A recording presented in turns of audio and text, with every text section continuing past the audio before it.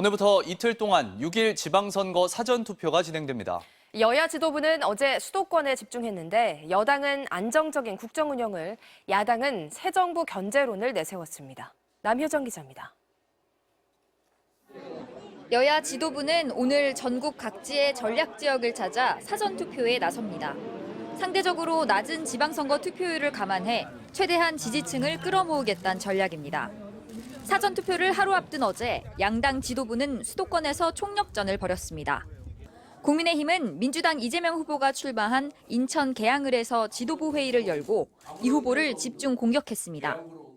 오로지 당선만을 목적으로 그리고 당선돼서 자신에 대한 방탄국계를 열 심산으로 계양구로 온다는 것이 과연 말이 되는 소리입니까? 또 안정적인 국정 운영을 강조하며 민주당 심판론을 내세웠습니다. 민주당 지도부는 윤석열 정부의 초반 실정을 지적하며 견제가 필요하다고 호소했습니다. 회초리를 우리 서울 시민 여러분들께서 손에 쥐셔야 됩니다. 인사는 망사, 그리고 민생은 망생이 돼서 아직도 사망 유의에 빠져 있는 윤석열 대통령 정신 차리라고. 또 각종 여론조사에서 민주당의 열세가 이어지는 데 대해 여론조사와 선거 결과가 크게 달랐던 과거 한명숙, 정세균 두 후보의 사례를 거론하며 투표하면 이긴다고 강조했습니다. MBC 뉴스 남효정입니다. 일정 나이가 지나면 월급을 깎는 임금 피크제에 대해 대법원이 제동을 걸었습니다. 비용 줄이기만을 노린 임금 피크제는 위법하다고 판결한 겁니다. 손구민 기자입니다. 지난 2009년 임금 피크제를 도입한 한국전자기술연구원. 2년 뒤 직원 최모 씨도 만 55살이 되면서 임금 피크제 적용 대상이 됐습니다. 간부까지 맡아 업무는 더 늘었지만 월급은 크게 깎였습니다. 원래 매달 500만 원 이상을 받아야 했지만 임금 피크제가 적용되면서 절반 조금 넘는 수준만 받게 된 겁니다. 2014년 연구원을 퇴직한 최 씨는 임금 피크제가 적용된 마지막 4년 동안 덜 받은 임금을 달라며 소송을 냈습니다. 대법원이 8년 만에 최 씨에게 미지급 임금을 지급하라고 확정 판결했습니다. 합리적인 이유 없이 나이 많을 이유로 임금을 차별해선 안 된다는 고령자 고용법 조항이 그 근거가 됐습니다. 대법원은 인건비를 줄여 경영을 개선하려고 할 때 55살 이상만 임금을 깎는 건 정당하지 않다면서 이런 형태의 임금 피크제는 차별이라고 판단했습니다. 그렇다고 모든 임금 피크제가 위법하다고 본 건 아닙니다. 대법원은 임금 피크제 도입이 정당했는지 보려면 노동자 임금이 얼마나 깎였고 또 그만큼 업무량이나 업무 강도가 줄었는지, 마지막으로 깎은 임금을 원래 목적에 맞게 제대로 썼는지 종합적으로 판단해야 한다고 설명했습니다. 고령자에 대한 적정한 대상 조치를 취하거나 기준에 맞게 임금 피크제의 내용을 수정해야 할 것입니다. 대법원이 정당한 임금 피크제의 기준을 제시한 건 이번이 처음입니다. MBC 뉴스 손구민입니다. 미국 정부가 바이든 대통령의 아시아 순방이 끝나자마자 대중국 외교 전략의 기조를 공개했습니다. 중국이 규제 질서의 가장 심각한 도전이라고 규정하면 중국을 둘러싼 전략적 환경을 바꾸겠다고 다짐했습니다. 워싱턴 왕종명 특파원입니다. 토니 블링컨 미국 국무장관이 조지 워싱턴 대학 연설에서 바이든 정부가 출범하고 1년 5개월 만에 나온 대중국 전략의 골격을 공개했습니다. 먼저 현재 국제 질서의 가장 심각한 도전은 러시아의 우크라이나 침공이 아니라 중국이라고 규정했습니다. Even as President Putin's war continues, we will remain focused on the most serious long-term challenge to the international order, and that's posed by the People's Republic of China.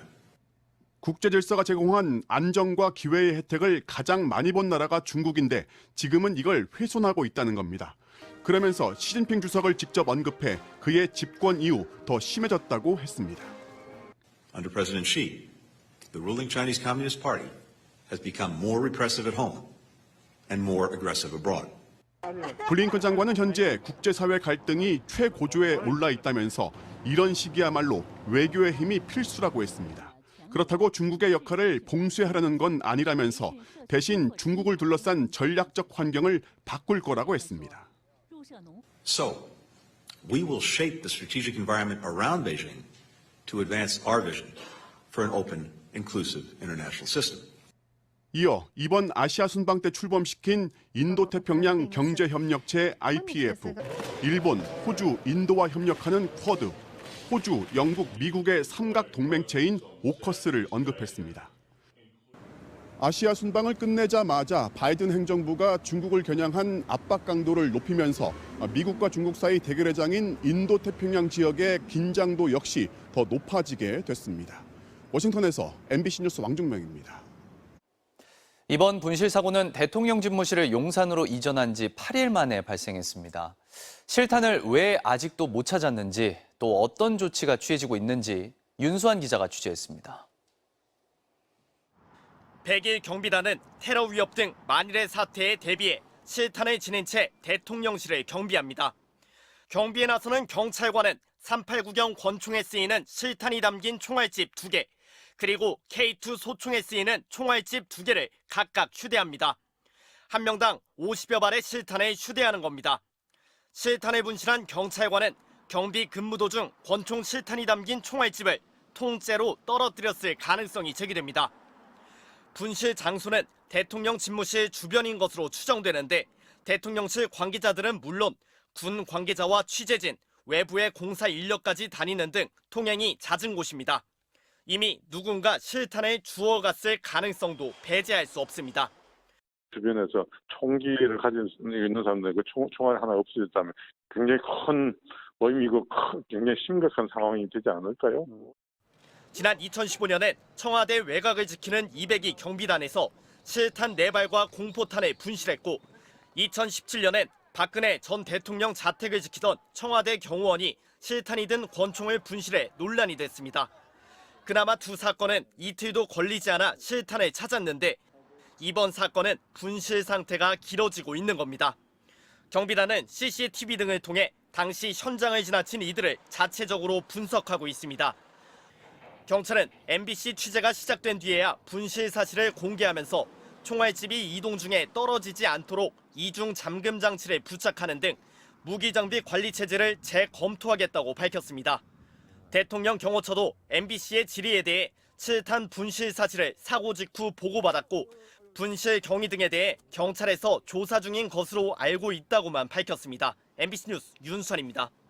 어제 낮 동안 햇살이 강하긴 했지만 바람이 불어서 날이 크게 덥진 않았죠. 오늘도 비슷한 날씨가 이어지겠습니다. 다만 오늘 주말 동안에는 날이 다시 더워지겠습니다. 내일 서울의 낮 기온 29도로 어제보다 4도가량 오르겠고요. 일요일도 29도 안팎까지 예상됩니다. 또 남부지방은 30도 이상까지 기온이 오르는 지역이 많겠습니다. 어젠 중부지방을 중심으로 바람이 강했는데요. 오늘은 전국적으로 강풍이 예상돼 주의가 필요합니다. 내륙 지역에는 시속 55km 이상, 경북 동해안에는 시속 70km 이상의 순간 돌풍이 예상됩니다. 날아갈 물건은 없는지 잘 살피셔야겠습니다. 오후가 되면 대기가 불안정해지면서 강원 내륙을 중심으로 소나기가 쏟아지겠습니다. 양은 적겠지만 벼락이 치거나 우박이 떨어질 수 있겠습니다. 농작물 냉해 피해 없도록 대비하셔야겠습니다. 오늘 전국 하늘 대체로 맑겠고요. 대기의 흐름도 원활해서 공기도 깨끗하겠습니다. 현재 기온 보시면 서울이 16.5도, 춘천 17.1도, 안동이 17.6도, 울산은 20.1도를 가리키고 있고요. 한낮 기온은 서울이 25도, 대전 27도, 대구 30도 안팎까지 예상되면서 일교차가 크게 벌어지겠습니다. 다음 주 월요일엔 전국에 비가 내리겠습니다. 날씨였습니다.